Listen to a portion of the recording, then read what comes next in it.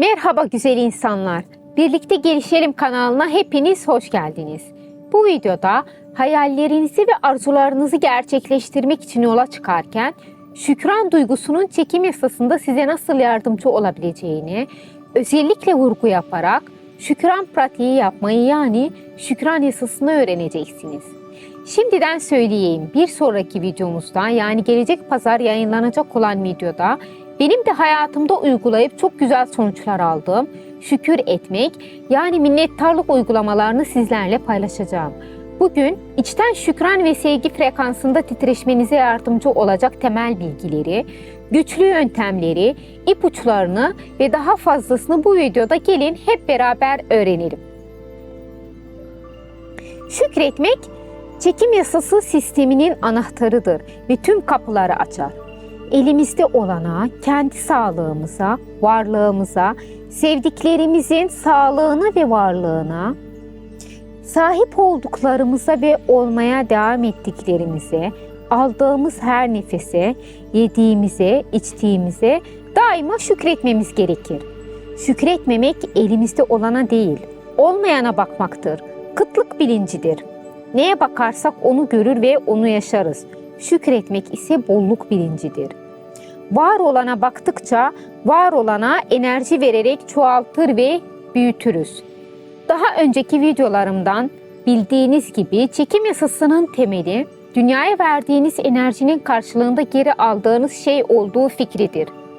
Bu yaşamınızda daha fazlasını almak istediğiniz şeyin enerjisini kasıtlı olarak ortaya koyduğunuz zaman olan tezahür kavramına denk gelir ve tezahür kavramına bağlıdır. Tezahür terimi arzularınızın frekansında titreşim demektir.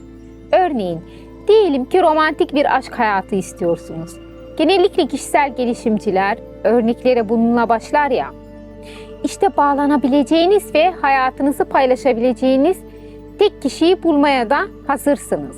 Ancak daha önce o kişiyi bulana kadar gerçekten sevimli olmadığınızı hissetmiş de olabilirsiniz.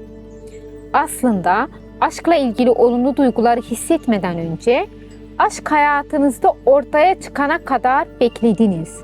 Ancak tezahürde sonunda bu olumlu duyguları hissetmeye başlamadan önce arzunuzun ortaya çıkmasını beklemezsiniz.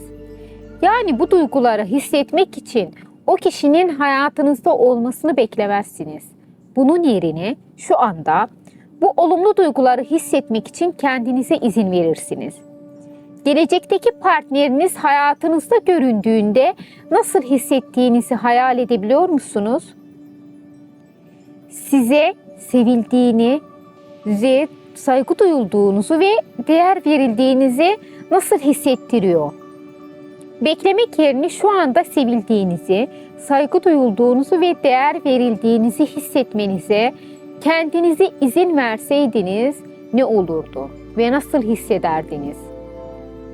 Nasıl bir kişi olurdunuz? İşte bu tezahürün özüdür. Şimdi bir adım daha ileri götürelim. Hayatınızda daha fazla sevgi almanın en derin yolu daha fazla sevgi vermektir. Hayatınızda açık bir kalple yürüyün. Davranışlarınızla sevginizi ifade edin. Sözlerinizle ve duygularınızla sevginin vücut bulmuş hali olun. Yine de bu sevgiyi tezahür etmekle sınırlı değildir. Bunu başarı için de yapabilirsiniz. Daha fazla başarı göstermek mi istiyorsunuz? O halde günlük dünyanızda başarının vücut bulmuş hali olun. Finansal zenginliği mi tezahür ettirmek istiyorsunuz? Şimdi kendinizin finansal olarak zengin olduğunuza dair hissetmenize izin verin. Sanki saf bollukmuşsunuz gibi her yaşam deneyimine girin. Çünkü tezahürün özünü ve çekim yasasını mükemmel bir şekilde özetleyen bu konuda anonim bir kaynaktan bulduğum harika bir alıntı vardır ve bunu sizlerle paylaşmak istiyorum. Ne düşünürsen onu yaratırsın. Ne hissedersen onu çekersin. Ne hayal edersen o olursun. Peki, çekim yasası söz konusu olduğunda şükür etmek, teşekkür etmek ya da başka bir ifade ile minnettar hissetmek neden bu kadar önemlidir? Siz şükür etmek, teşekkür etmek ve minnettarlık ifadelerinden istediğinizi kullanabilirsiniz. Her zaman olan ve gelecek olana şükredin. Şükrettiğinizde hayatınızda neler mi olur? Öncelikle algı farkındalığınız artar. Şükür enerjisine geçtiğiniz için artık çevreniz size daha farklı görünecektir. Bedeniniz ve ruhunuz şifa bulacaktır. Aynı anda bolluk ve bereket enerjisine uyumlanmış olursunuz. Şükür enerjisi ile birlikte sizin enerjinizi çoğaltarak enerji size geri döner. Var olanın kıymetini bilmek size daha fazlasının gelmesi için size kapı açar. Şükür enerjisiyle birlikte şansın artması ve çoğalması için de çekim yasası harekete geçer. Çünkü basitçe söylemek gerekirse şükran ve sevgi insanoğlunun erişebileceği en yüksek titreşimlerdir. Diğer güçlü pozitif titreşimleri merak ediyorsanız size birkaçını söyleyeyim. Bunlar neşe, güçlenme ve özgürlüktür. Bu duygulardan herhangi birine dokunabildiğiniz zaman sizin için mevcut olan en yüksek frekanslarda titreşirsiniz. Temel olarak size daha fazla neşe, sevgi, güç, özgürlük ve şükran getiren deneyimler için bir mıknatıs haline gelirsiniz. Ancak şükran duygusu özellikle güçlüdür ve nedeni şu şekildedir. Minnettarlık, bolluk zihniyetini davet eder. Şükran merceğinden hayatınıza sahip olduğunuz her şey açısından bakarsınız. Eksik olduğunuz her şey olarak değil.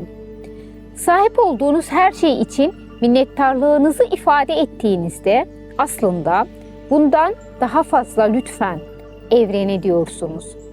Hayatınızda var olan sevgi için minnettarlığınızı ifade etmek daha fazla sevgiyi öne çıkarmaya davet eder. Sahip olduğunuz para için minnettarlığınızı ifade etmek, diğer insanların standartlarına göre çok fazla olmasa bile sizi daha fazla para almaya yönlendirir. Bu evrene bir emir vermek gibidir. Sahip olduğum ve gerçekten takdir ettiğim şey bu ve daha fazlasını almaya açığım diyorsunuz aslında. Minnettarlık, çaresizlik, hayal kırıklığı ve umutsuzluk duygularını siler. Diğer birçok duygunun yapamayacağı bir şekilde sizi anında daha yüksek bir titreşime yükseltebilir. Örneğin, kendinizi hüsrana uğramış hissediyorsanız, o anda neşeye dokunmanız gerçekten zordur. Ancak bu deneyimden dolayı hüsrana uğradım ama hayatımda şükredecek çok şey olduğunu biliyorum diyerek hayal kırıklığınızı yarı yolda giderirseniz titreşiminizi yükseltmek biraz daha kolay hale gelir.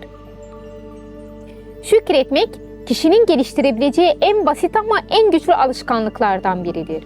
Günlük şükür sebeplerinizi sayarak zihninizi etrafınızdaki her şeyde iyiyi aramaya şartlayabilirsiniz. Şükür etmeyi hayatınızda uygulamaya başladıktan sonra çok geçmeden olayların olumlu tarafını görmeye ve hayat konusunda daha iyi hissetmeye başlayacaksınız. Şükrederken kendinizi kötü hissedemezsiniz. Şükrünüzü ifade etmek kulağa çok kolay gelse de pek çok insan bu konuda güçlük çeker. Lütuflar yerine sıkıntılara odaklanmak, dikkatinizi sahip olduklarınızdan ziyade sahip olmadıklarınıza yöneltmek çok daha kolaydır. Bir ara gezegendeki en başarılı insanları incelerken bir cümle dikkatimi çekmişti. Muhteşemlik şükretmekle başlar diye yazıyordu. O sıralar bunu çok fazla düşünmemiştim. Ama yaş ilerledikçe değerini anlar oldum. Şükretmeden mutlu olunamayacağını, şükretmenin mutluluğun olmazsa olmazı olduğunu fark ettim. Dahası şükrederek sadece titreşimimizi iyi şeyleri hayatımıza çekecek şekilde dönüştürmüş olmayız. Olayları farklı bir bakış açısıyla görebilir hale de geliriz. Her günü kendimizi sürekli başkalarıyla kıyaslayarak yaşıyoruz ve bizim de başkalarının arzu edebileceği şeylere sahip olduğumuzu çok azımız fark ediyor. Ayrıca kendimizi bizden daha talihsiz olanlarla değil, daha talihli olarak gördüğümüz insanlarla mukayese etme eğilimindeyiz. Her gün mücadele vererek yaşamak zorunda olan insanları bir düşünün. Bizlerse bu tür sorunlara ve haberlerde işittiğimiz daha pek çok şeye belki de daha fazla güvendeyiz. Peki, minnettarlık yani şükür esası nasıl uygulanır? Bunu hayatımıza nasıl uygulayacağız? Bir başka ifadeyle, çekim yasası söz konusu olduğunda minnettarlığı uygulamanın en iyi yöntemleri nelerdir? Bu konuda ilk önce bilmeniz gereken, minnettarlığı uygulamanın pek çok yolu vardır. Ancak her yöntemin anahtarı samimiyettir. Hayatında her sabah minnettar hissettiğin birkaç şeyi yazabilirsin. Ama bunu samimi bir şekilde mi yapıyorsun? Yoksa bunları yapmanız gerektiğini düşündüğünüz için mi yazıyorsunuz? İçten şükran duymanıza yardımcı olmanın bir yolu, kabul ettiğiniz her şey için bir neden ifadesi eklemektir. Bu işe yarar bir yöntemdir. Çünkü bu şeyin hayatınızda nasıl büyük bir fark yarattığını gerçekten düşünmenizi sağlar. İşte bunun nasıl yapılacağına dair size birkaç örnek vereyim. En iyi arkadaşım için minnettarım çünkü bana her zaman tam olarak duymam gerekenleri söylüyor. Evime minnettarım çünkü sıcaklık, koruma ve güvenlik sunuyor. Güçlü bacaklarım için minnettarım çünkü yürümeme, koşmama, yürüyüş yapmama, dans etmeme ve vücudumu bana iyi hissettiren şekillerde hareket ettirmeme izin veriyorlar. Şunu daima hatırlayın. Çekim yasası söz konusu olduğunda şükran duygusunu uygulamanın anahtarı samimiyettir. Niçin minnettar olduğunuzu asla boş sözlerle kabul edip söylemeyin. Minnettarlığınızın derinliğini derinlerde hissedin. İçten dışa parlamasına ve varlığınızın her hücresine kadar sizi kaplamasına izin verin. Şimdi arzularınızı tezahür ettirmek için minnettarlığı peki nasıl uygulayacaksınız? Bu konuda size birkaç ipucu verebilirim. Birinci ipucu, tezahürleriniz için şükranlarınızı mevcut deneyiminize ulaşmadan önce ifade etmelisiniz. Yani hayatınızda yaratmak istediğiniz olaylar için ya da durumlar için şükürlerinizi o olaylar gerçekleşmeden önce dile getirmelisiniz. Onlar için minnettar hissetmeye başlamak için arzu ettiğiniz olaylar ya da kişileri hayatınızda tezahürleri elde edene kadar beklemeyin. Gerçekleştikleri gün olduğu gibi şimdi de şu anda onlar için minnettar hissedin. Hissedemezseniz bile hissetmeye çalışın. Bu nasıl mı işe yarıyor? Bilmiyorum ama belki de sanki yaşa sözünü duymuşsunuzdur. Tezahür tamamen arzularınızın frekansında titreşmekle ilgilidir ve bunu yapmanın her günü sanki tüm hayalleriniz gerçekleşmiş gibi yaşamaktan daha iyi bir yolu yoktur. Minnettarlığı önceden hissetmek, sanki yaşıyormuş gibi yaşama fikriyle doğrudan ilişkilidir. Belki de şu an bana deli diyeceksiniz ama bütün kişisel gelişim kitaplarında çekim yasasında aynı şeyi yazar. Titreşim yasasının çünkü özü budur. Sürekli bir eksiklik içinde yaşıyor, bir şeyin olmasını bekliyor ve onun yokluğuna odaklanıyorsanız o şeye sahip olma deneyiminden kendinizi mahrum bırakırsınız. Ancak hayalleriniz gerçekleşmiş gibi yaşadığınızda bu hayallerinizdeki yaşam için gerçek bir şükran ve takdir duygusu hissedersiniz. Ve bu nedenle artık o şeyi dışarıda aramıyorsunuz. O şey içeridedir. Ve o içerideyken kuantum alanında doğrudan o şeyle bağlantı kurarsınız. Hali hazırda içinizde var olan bolluk için içten şükran ve takdirinizi ifade ederek kendinizi hayallerinizdeki yaşama bağlayın. Bunu yaptığınızda hayal edebileceğiniz her şey ve daha fazlası için bir mıknatıs olursunuz ve hayatınıza istediğiniz her şeyi çekersiniz. Şimdi ikinci ipucundan size bahsetmek istiyorum. Zorluklar, engeller ve olumsuz deneyimler için de minnettarlığınızı ifade edin. Çünkü gerçek sihrin gerçekleştiği yer burasıdır. Bu deneyimler sizin büyümeniz için fırsatlardır. Dayanıklılığı bu şekilde inşa edersiniz. Her olumsuz deneyim size duymanız gereken bir ders veriyor. Bu anlarda minnettarlığı seçmek, dersi hayal kırıklığı veya öfkeye dönüştürmekten veya öfkeyi seçmekten çok daha hızlı öğrenmenize yardımcı olur. Bu deneyimlerin nasıl başınıza gelmediğini anlamaya başladığınızda hayatınız kökten değişecek. Onlar sizin için oluyor. Ve bir sonraki adım, düşüncelerinizin ve içsel durumunuzun giderek daha fazla bilincine vardıkça aslında hayatınızdaki olayların sizin aracılığınızla deneyimlediğinizi yaşamaya başlayacaksınız. Bunu şimdi uygulamak ister misiniz? Örneğin bir dahaki sefere araba sürerken kırmızı ışıkta durmak zorunda kalırsanız derin bir nefes alın ve durma fırsatı verdiğiniz için kendinize minnettar olun. Markette yavaş hareket eden bir sırada sıkışıp kaldığınızda hareketsiz durun ve hayatınızdaki bu anın takdirini hissetmek için kendinize izin verin. Genellikle sizi hayal kırıklığına uğratan normal, günlük deneyimler bulun ve bunun yerine bilinçli olarak şükran duygusu duymayı seçin. Hiçbir şey hayatınızı bakış açınızdan daha fazla değiştiremez.